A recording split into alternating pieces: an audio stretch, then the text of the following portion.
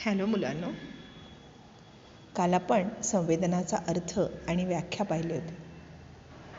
आता तुमच्या लक्षात आलं असेल की संवेदन म्हणजे अर्थबोध होणं, कोणत्याही गोष्टीचा अर्थ समजणं, पूर्ण अर्थ समजणं म्हणजे संवेदन होणं. म्हणून आपण व्याख्या पाहिली होती की बाह्य वातावरणातून प्राप्त झालेल्या माहितीला पूर्वानुभवाद्वारे अर्थ देण्याची प्रक्रिया म्हणजे संवेदन होय. बाह्य वातावरणातून प्राप्त झालेल्या माहितीला पूर्वानुभवाद्वारे अर्थ देण्याची प्रक्रिया म्हणजे संवेदन होय. अशा संवेदनाशी संबंधित काही तत्वे आपण काल अभ्यासत होतो आणि ती तथ्ये आपण अभ्यासत होतो.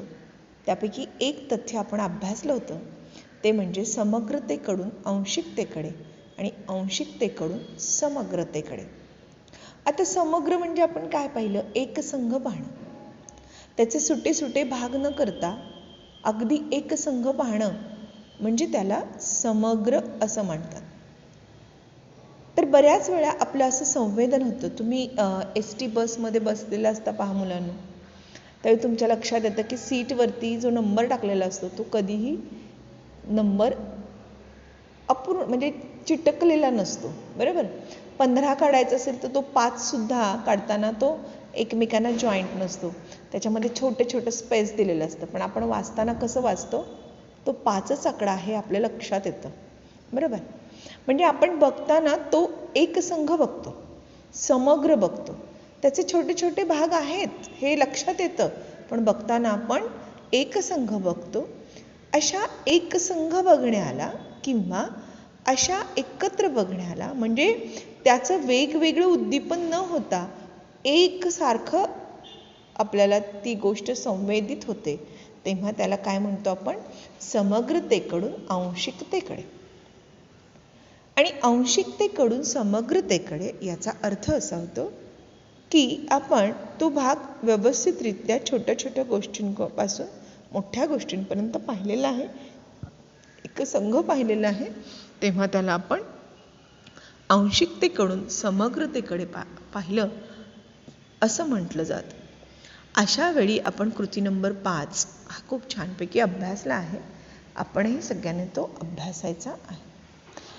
आज आपण संवेदनाशी संबंधित जी तथ्य आहेत त्यातलं दुसरं तथ्य पाहणार आहोत आणि ते म्हणजे संवेदनांचं संघटन. संवेदनाचं संघटन तत्व ही गोष्ट आपल्याला पाहिजे आहे. मुळात संवेदन संघटन होणं म्हणजे काय होणं हे आपल्याला पहिल्यांदा पाहायला लागेल आणि मग तत्व बघूयात. आता संवेदन समजलं, काय समजलं? तर आपल्याला कोणतीही गोष्ट अर्थपूर्ण समजणं म्हणजे संवेदन होणं. कोणत्याही गोष्टीचा अर्थबोध होणं म्हणजे संवेदन होणं. मग आता आपण म्हणतोय की संवेदन संघटन. मग संघटन म्हणजे काय? तर एकत्र येणं, संघ होणं, एकत्रित पाहिलं जाणं, एकत्रित आपलं त्या सगळ्या गोष्टी समजून घेणं, त्याचा अर्थ होणं म्हणजे संघटन. आता आपल्याला संघटन कशाचं करायचं आहे? संवेदनांचं. म्हणून संवेदन संघटन हा भाग आपल्याला इथे अभ्यासायचा आहे. त्याच्यासाठी संवेदन संघटन म्हणजे काय हे पहिल्यांदा आपल्याला अभ्यासावं लागणार आहे.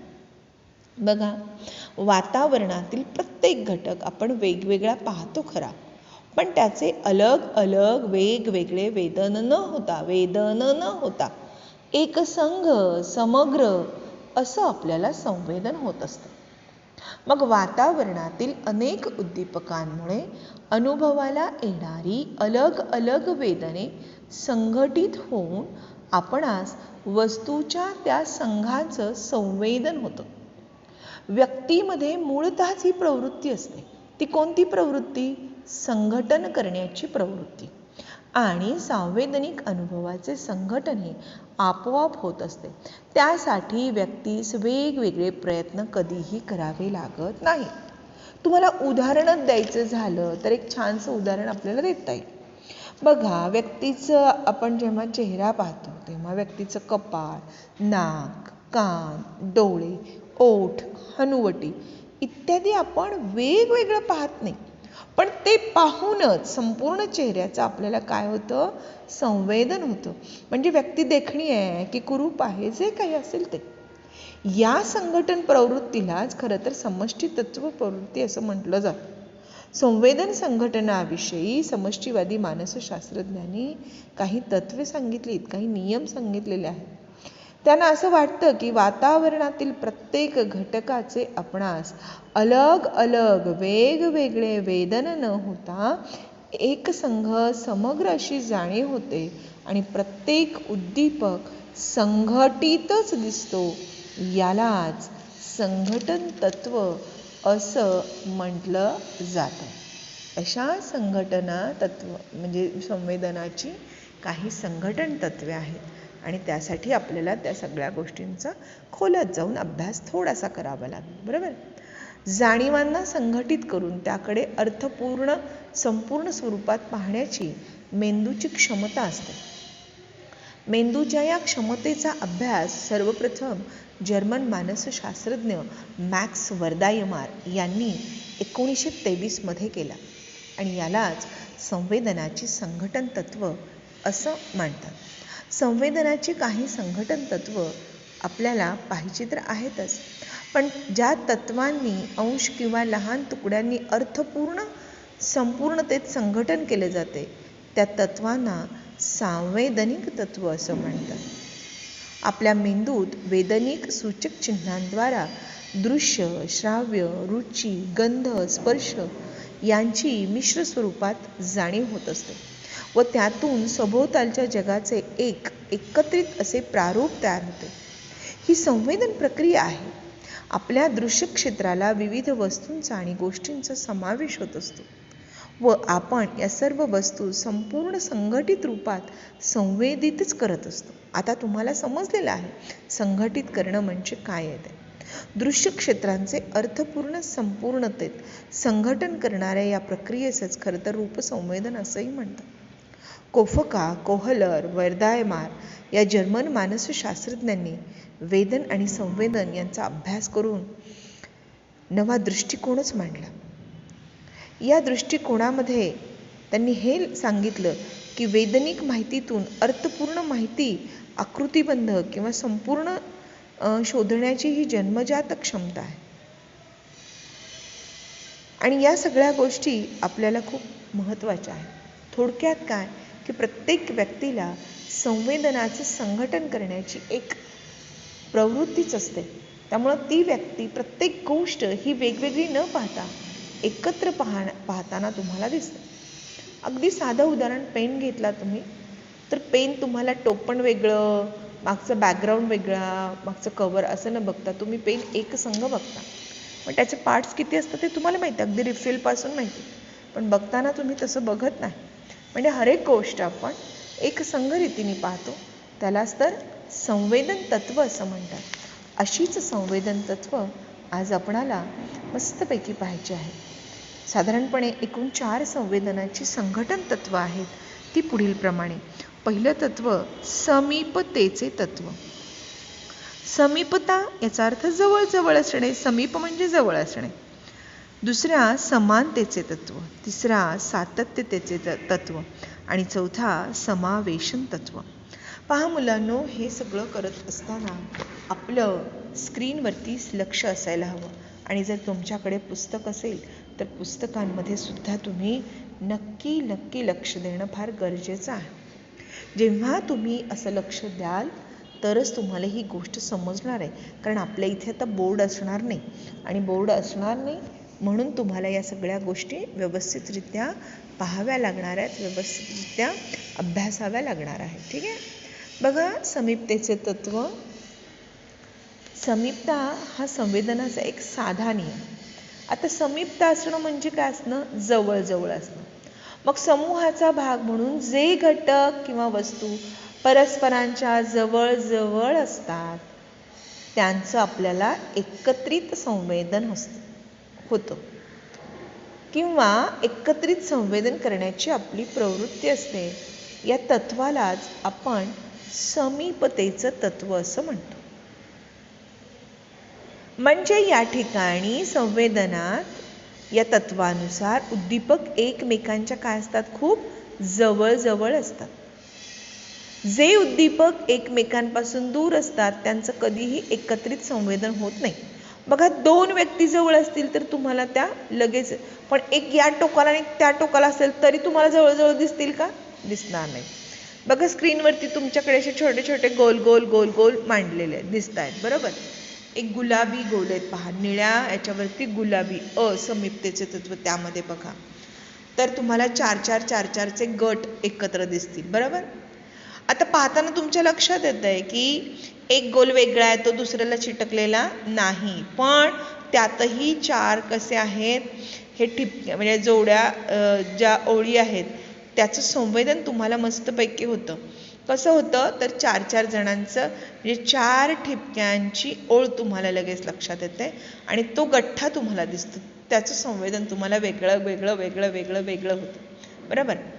म्हणजे 4 एकत्रित दिसतं, जे जवळ आहेत त्यांचं काय दिसणार, एकत्रित दिसणार. म्हणून त्यांना कसलं तत्व म्हणतात, समीपतेचं तत्व म्हणतात. बघा, तुम्ही एखादी दुरेघी रेषांची वही घ्या, दुरेघी रेषांच्या वह्या घेतल्यानंतर सगळ्या रेषा तुम्हाला दिसतील, पण 2 रेषा एकत्रित असलेल्या त्या 2 रेषांकडे पहिल्यांदा तुमचं लक्ष जाईल, त्या गोष्टीचं पहिल्यांदा तुम्हाला संवेदन होईल, नेक्स्ट टाइम सगळ्या रेषांचं संवेदन होईल. म्हणजे म्हणजे हे डोक्यात घ्या की संवेदनाच्या या तत्वानुसार जे उद्दीपक एकमेकांच्या अगदी जवळ असतात त्यांमध्येच असं तत्व वापरता येऊ शकतं, हे तुम्ही लक्षात घ्या. म्हणजे जे घटक जवळ असतात त्यांचा आपोआप एक समूह तयार केला जातो. जसं की इथे तुम्ही 4 ठिपक्यांचा एक समूह तयार करता आणि 4 तो गठ्ठा तुम्ही लगेचच पाहता, बरोबर आहे ना. म्हणजे या आकृतीत आपणास ठिपक्यांच्या जोड्यांच्या ओळी असं प्रत्येकी ओळीचं संवेदन होतं आणि त्यामुळे सर्वसाधारणपणे 8 ठिपक्यांची ओळ असे संवेदन न होता 4 जोड्यांची ओळ असं मात्र आपल्याला संवेदन 100% होतं, हे लक्षात घ्या. ठीक आहे. त्यामुळे ज्या गोष्टी जवळ असतात, समीप असतात, जे घटक जवळ असतात त्यांचा एक समूह तयार केला जातो आणि तो समूह पाहण्याची जी प्रवृत्ती आहे त्यालाच आपण समीपतेचं तत्व असं म्हणतो. म्हणजे जे घटक जवळ त्यांचा समूह तयार होतो आणि तो होणं म्हणजे समीपतेचं तत्व आहे, हे लक्षात घ्या. नेक्स्ट आपल्याला बघायचं आहे समानतेचं तत्व. आता संवेदनाच्या या तत्वानुसार उद्दीपक समान स्वरूपाचे जर असतील तरी सुद्धा त्यांचं एकत्रितपणे आपल्याला संवेदन होतं. जे उद्दीपक समान स्वरूपाचे नसतात त्यांचं एकत्रित संवेदन कधीही होत नाही.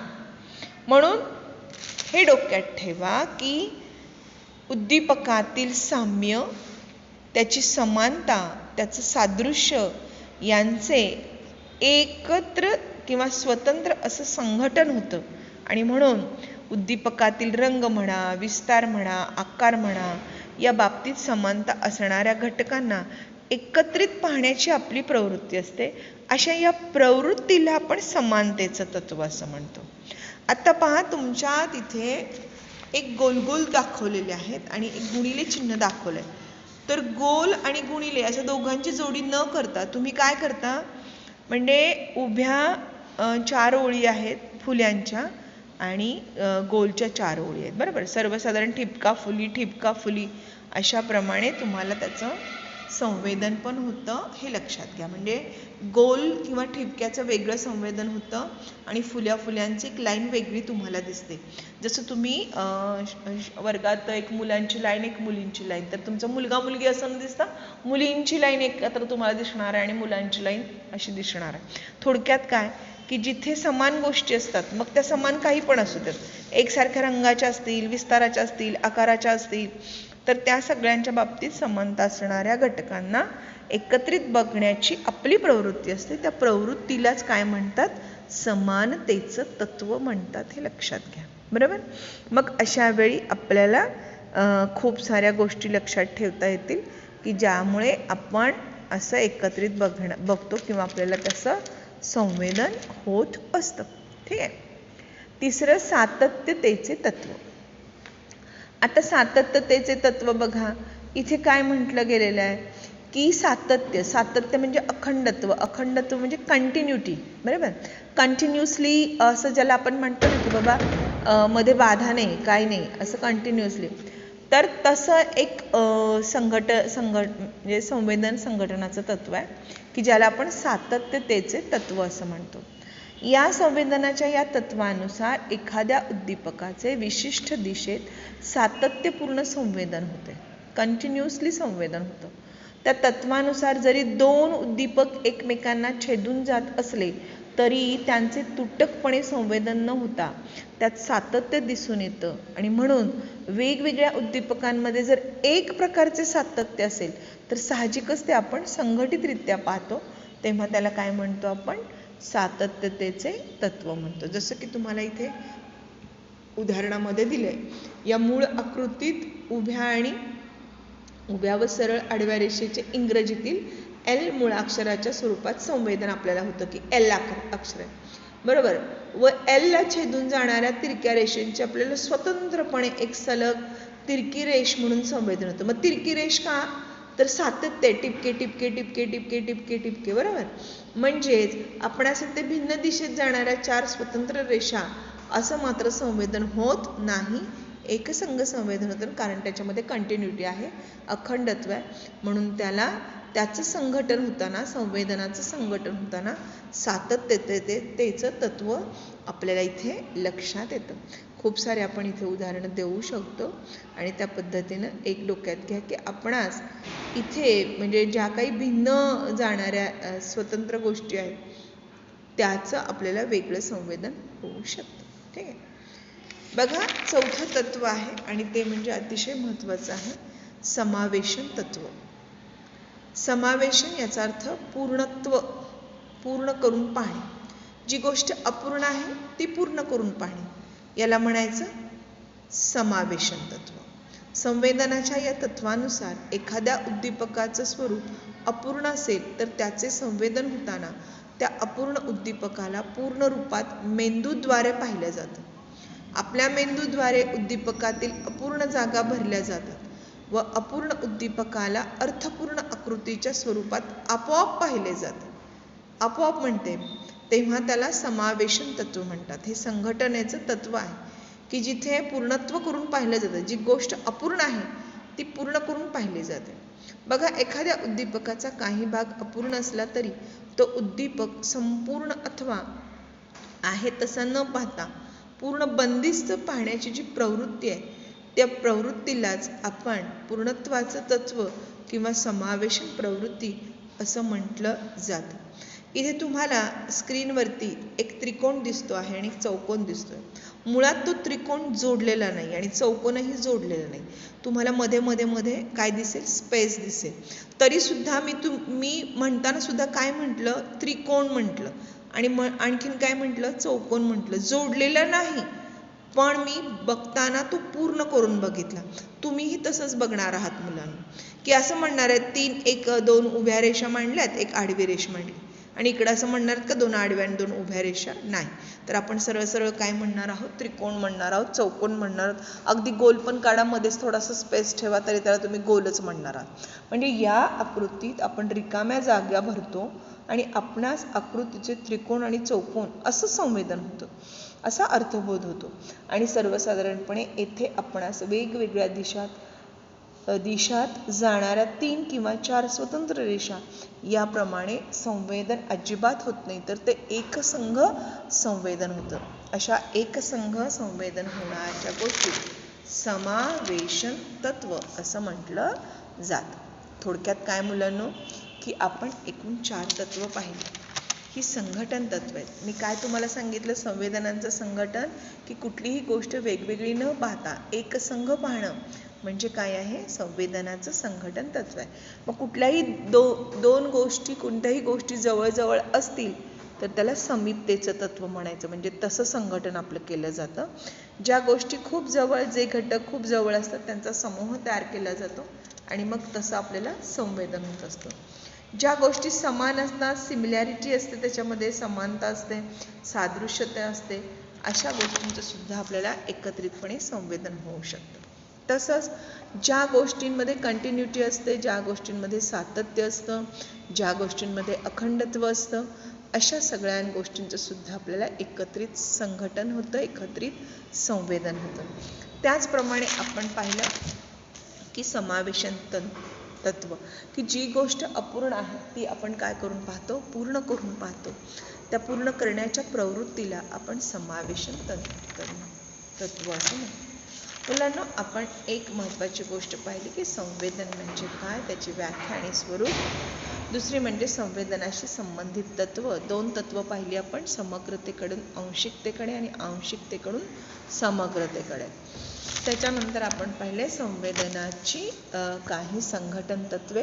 त्यामध्ये आपण पाहिलं समीपतेचं तत्व, समानतेचं तत्व आणि सातत्याचं तत्व, समावेशन तत्व. या तत्वानुसार तुमच्या लक्षात आलं असेल की प्रत्येक गोष्ट आपण कशी पाहतो, एक संघ करून पाहतो, संघटितरित्या पाहतो. त्याचं समग्र अशा स्वरूपात आपण ती गोष्ट संघटित करतो, तेव्हा त्याला संवेदनांचं संघटन म्हणतात, हे लक्षात घ्या. अशा पद्धतीनं आपलं संवेदन हा बोधात्मक प्रक्रियेचा दुसरा जो भाग आहे तो पूर्णपणे इथे आपण संपवलेला आहे, हे लक्षात घ्या.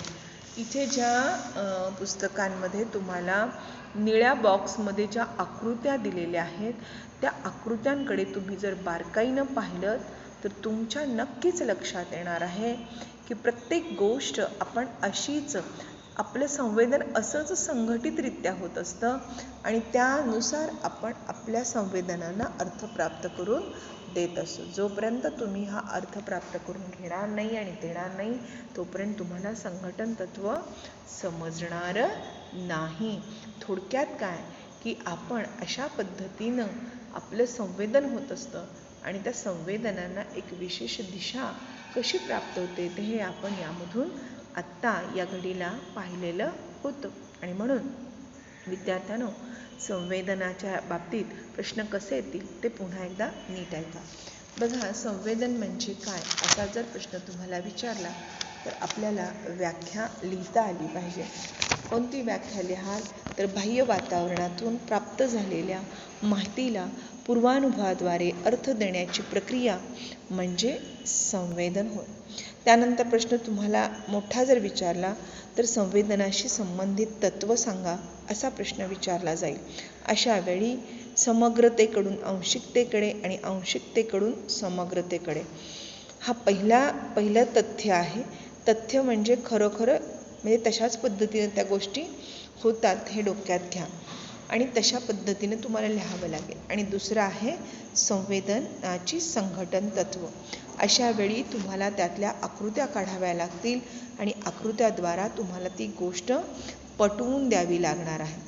सपोज समग्रतेकडून आंशिकतेकडे आणि आंशिकतेकडून समग्रतेकडे हा जर तुम्हाला संवेदनाशी संघटित तथ्य जर अभ्यासावायचं असेल तर अशा वेळी तुम्हाला कृती नंबर 5 मध्ये जशा आकृत्या दिलेल्या आहेत तशा आपण आकृत्या काढाव्यात आणि त्याचं विश्लेषण करून सांगावं किंवा वेगवेगळी उदाहरणं द्यावीत आणि त्यानुसार तो प्रश्न सोडवण्याचा प्रयत्न करावा. सेम पद्धत संवेदनाची संघटन तत्व. ही संवेदनाची संघटन तत्व तुम्ही निर्माण करत असताना सुद्धा तुम्हाला ही गोष्ट लक्षात घ्या की समीपतेचं तत्व, समानतेचं तत्व, त्याच्यानंतर सातत्यतेचं तत्व आणि समावेशन तत्व, अशा या सगळ्यांमध्ये तुम्हाला ज्या आत्ता मी म्हणजे तुमच्या स्क्रीनवरती दिसत आहे निळ्या ब्लॉकमध्ये काही छोट्या छोट्या आकृत्या दिसत आहेत, तर त्या आकृत्यानुसार तुम्हाला हा अभ्यास करता आला पाहिजे. या पद्धतीनं तुम्हाला तो प्रश्न सोडवता आला पाहिजे. आकृत्या देऊन त्यातलं ते स्पष्टीकरण तुम्हाला करता आलं पाहिजे. म्हणजे तुम्हाला व्याख्या द्या तर येईलच येईल संवेदनाची. या पलीकडे तुम्हाला गाळलेल्या जागांमध्ये, जोड्या द्यामध्ये किंवा संवेदनातील समग्रतेकडून आंशिकतेकडे प्रक्रियेची 3 उदाहरणं द्या, तेव्हा तुम्हाला ती उदाहरणं प्रत्यक्षात देता आली पाहिजेत. म्हणजे छोटे छोटे प्रश्न जरी विचारले तरी तुम्हाला ते मांडता आले पाहिजे. संवेदनाचे संघटन तत्व स्पष्ट करा, तेव्हा संवेदनाचे संघटन म्हणजे काय पहिल्यांदा मांडता आलं पाहिजे आणि नेक्स्ट टाइम तुम्हाला संघटन तत्व, तुम्हाला ही 4 जी मी आत्ता शिकवली ती तुम्हाला त्याच्यामध्ये देता आली पाहिजे. ठीक आहे. दुसरी गोष्ट सगळ्यात महत्त्वाची म्हणजे असे जे छोटे छोटे प्रश्न तुम्हाला येणार आहेत त्या प्रश्नांचं आपल्याला मस्तपैकी आकलन झालं पाहिजे. आकलन झाल्याशिवाय मुलांनो तुम्ही तो प्रश्न सोडवू शकत नाही. म्हणजे याप्रमाणे आपण आत्तापर्यंत बोधात्मक प्रक्रियेतील प्रामुख्याचे 2 जे महत्त्वाचे घटक आहेत, अवधान आणि संवेदन, या दोन्ही गोष्टी आपण अभ्यासलेल्या. आणखीन आपल्या 2 गोष्टी राहिलेल्या आहेत, तर परतच्या येणाऱ्या तासाला आपल्याला हे अभ्यासायचं आहे. मुलांना पुन्हा पुन्हा रिक्वेस्ट करते की आपल्या मित्रमैत्रिणींना व्हिडिओ ऐकला का, तुला काही शंका आहेत का, या गोष्टी विचाराव्यात. आम्ही तर फोन करतोच आहोत, पण आपणही त्याच्यामध्ये गांभीर्याने दखल घ्यावी अशी माझी तुम्हाला विनंती राहील. आणि त्या पद्धतीनं आपण त्या सगळ्या गोष्टी जर केल्यात नक्कीच आपल्याला त्या सगळ्या गोष्टींचा फायदा होणार आहे. आणि म्हणून पुस्तकं घ्या आणि त्यानुसार छानपैकी अभ्यास पण करायला लागा. ठीक आहे. ओके. येणाऱ्या पुढच्या तासाला आपण विचार प्रक्रिया पाहूयात आणि विचार प्रक्रिया हा 3रा टप्पा असेल की जो 4थ्या धड्यातला असेल. ओके. बाय.